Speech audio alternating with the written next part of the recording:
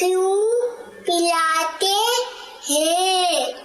ماشاء اللہ، بڑا پیارا سوال کیا آپ نے۔ محرم شریف نے امام حسین، امام علی مقام اور ان کے دیگر خاندان کے افراد اور رفقا میدان کربلا میں شہید ہوئے تھے، تو ان کی یاد میں، ان کے ایصال ثواب کے لیے عاشقان صحابہ و اہل بیت اور عاشقان رسول شربت بناتے ہیں اور ایصال ثواب کے لیے پلاتے ہیں۔